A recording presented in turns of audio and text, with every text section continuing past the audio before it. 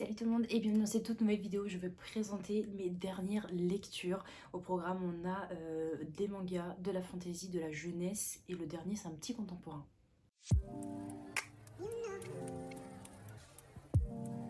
On commence du coup par le manga que j'ai terminé. Je sais pas si je vous l'avais présenté déjà en boucle ou pas, mais il s'agit de Mon mari dort dans le congélateur, écrit par Misaki Yakuzi et dessiné par Yaku Takara. Et c'est aux éditions Akata, donc j'ai lu le tome 1 et 2. On va faire dans ce ordre-là, le tome 1 et 2, et ici on traite le sujet des violences conjugales.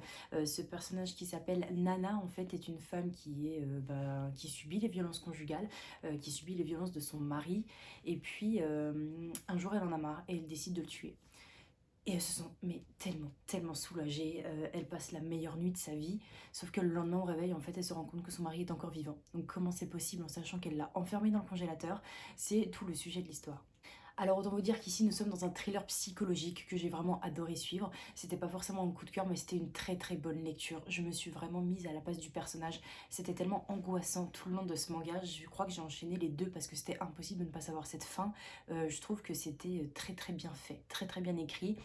C'était pas forcément tiré par les cheveux et c'est une fin que j'ai vraiment appréciée. Ici on a de tout, on a vraiment le ressenti du personnage principal, de cette femme qui angoisse en fait, qui vit avec la peur, mais qui vit avec cet amour pour cette personne, qui le trouve changé. Elle se dit que cette personne va changer, mais non, en fait, ça reprend, c'est toujours la même histoire.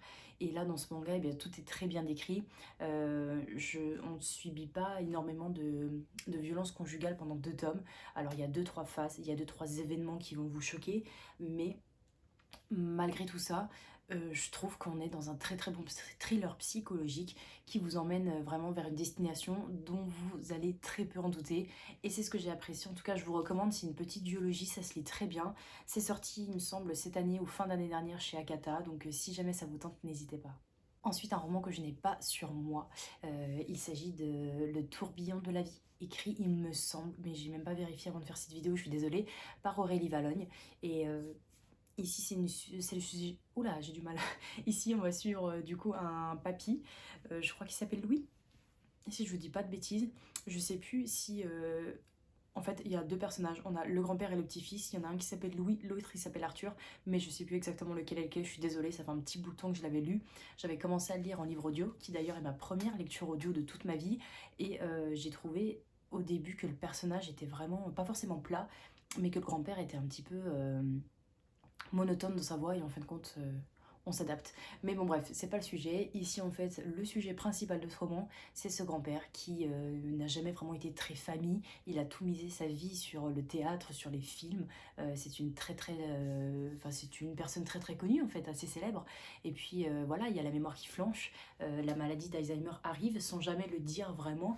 On suit ce personnage qui va avoir des petites faiblesses, des petits oublis au fur et à mesure des jours.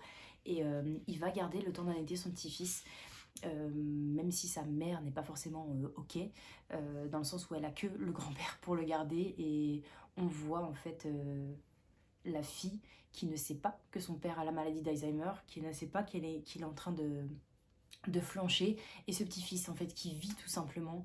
Oh, j'ai des poils de chat. Ce petit-fils, pardon, qui va vivre en fait la dégradation de son état, de son mental, de sa mémoire, et qui va tout faire en fait pour l'aider au fur et à mesure. Donc on a cette complicité qui va naître entre ces deux personnages et qui est très bien faite. Alors effectivement pour moi c'est un petit peu compliqué, j'ai pas mis une très bonne note, enfin j'ai mis je crois 16 ou 15 sur 20, mais c'était vraiment par rapport à mon ressenti aussi sur le livre audio. Ça se trouve, je me serais encore plus imprégnée de l'histoire et des personnages si je l'avais vraiment lu. Là, c'était un peu compliqué pour moi parce que, comme je vous l'ai dit tout à l'heure, la voix n'était pas forcément celle que je kiffais. Et en fin de compte, à la fin, on s'accroche à cette voix de papy, de nounours, qui nous emmène vraiment dans son univers, qui nous emmène dans ses pertes de mémoire, dans son stress, dans sa peur. Et puis, ben, on adore, bien évidemment. J'ai adoré cette relation avec son petit-fils.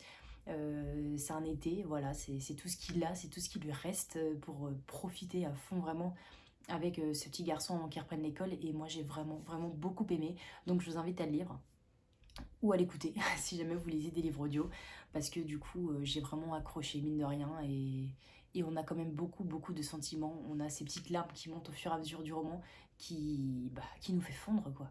J'ai lu également Tout droit jusqu'au matin de Lise Braswell. Ici, nous sommes dans un Twisted Tale.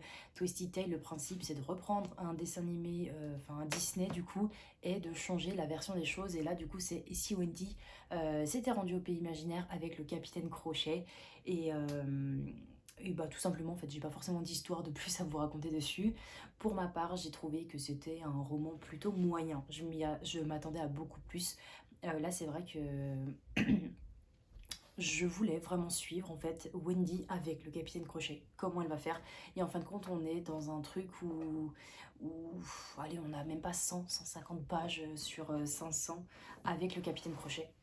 Alors j'étais mais vraiment vraiment déçue parce que je voulais vivre cette aventure avec le capitaine Crochet et en fin de compte on était vraiment mais loin de tout ça et on suivait Wendy seule avec la fée Clochette en fait au pays imaginaire. Donc c'est pas forcément un roman que je... C'est pas la tournure du roman que je voulais. Je voulais un côté très pirate, très méchant on va dire.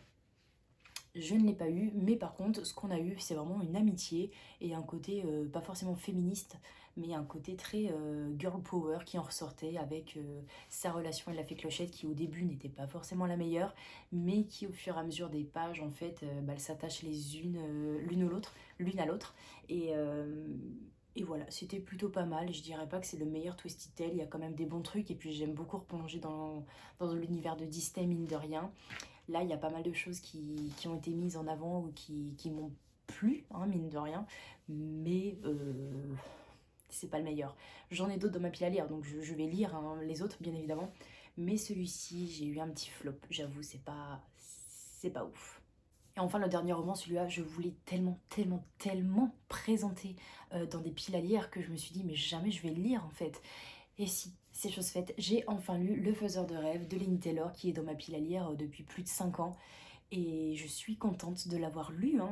J'ai mis vraiment du temps vu que j'ai mis pratiquement 3 semaines à le lire, ce qui est juste énorme. Mais voilà, vous me connaissez, je vous chronique très peu d'univers de fantasy et je comprends pourquoi. Voilà, là c'est juste que l'univers de fantasy pour moi est compliqué. Les personnages, le nom des personnages, le nom des villes, l'univers qui est créé autour, bah des fois j'ai beaucoup de mal à mettre dedans. Et celui-ci, on va dire, m'a réconcilié gentiment avec la fantasy. Alors ici, on va suivre un personnage qui s'appelle Laszlo, qui est orphelin et qui vit dans une ville totalement paumée. Il reste dans sa bibliothèque, vu qu'il est, je crois, bibliothécaire ou quelque chose comme ça.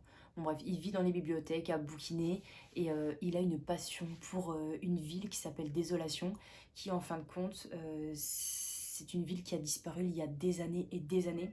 Ça fait plus de 15 ans en fait que cette ville n'existe plus et elle est passée de ville connue à une ville légendaire, une ville que personne n'a vraiment vue, personne la connaît forcément. C'est une ville en fait qui a perdu son nom.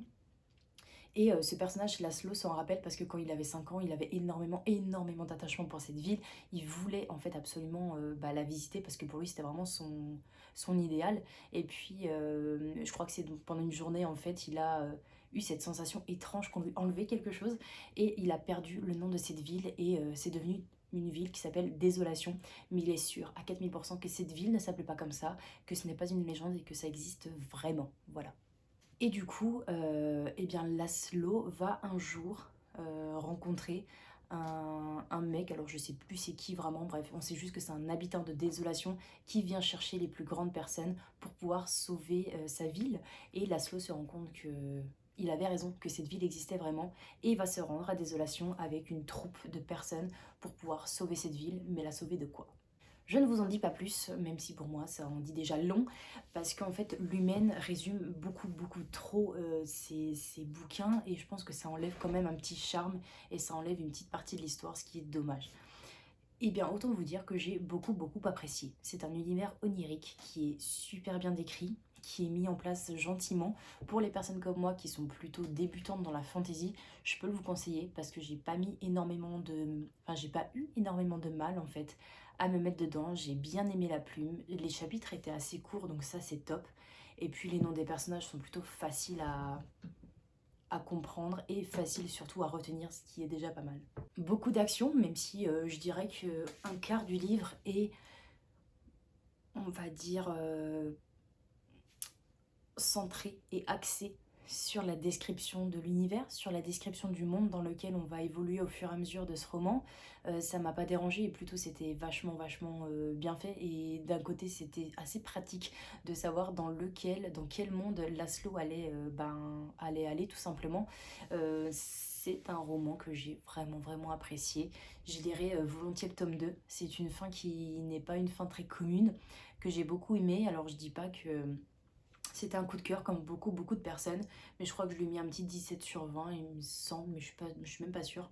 Mais voilà, c'est un très bon roman, l'écriture elle est fluide, les chapitres ils sont courts, c'est de la fantaisie qui était vachement simple à comprendre. Et puis ben l'univers est génial, l'idée est géniale en elle-même, hein, parce que ben forcément on est dans le faiseur de rêves, dans un univers onirique, donc vous vous doutez bien qu'on aura un peu des descriptions ou des passages où tout se passe dans les rêves et j'ai adoré ces passages qui sont majoritaires donc tant mieux, mais voilà, je vous le recommande si jamais ça vous tente et ne vous laissez pas, on va dire, freiner par le nombre de pages puisqu'il fait 666 pages et surtout par l'univers de la fantasy si jamais vous en lisez pas trop, parce que je pense que c'est un univers qui peut plaire à beaucoup de monde et en tout cas c'était le cas pour moi. Et voilà, du coup, cette update lecture est à présent terminée. J'espère que ces romans, du coup, vous ont tenté, n'importe lequel, et que cette vidéo surtout vous aura plu. N'hésitez pas à laisser un commentaire, un j'aime ou à partager. Et puis, on se retrouve, je crois, bien la semaine prochaine pour une toute nouvelle vidéo. Et en attendant, prenez soin de vous. Ciao!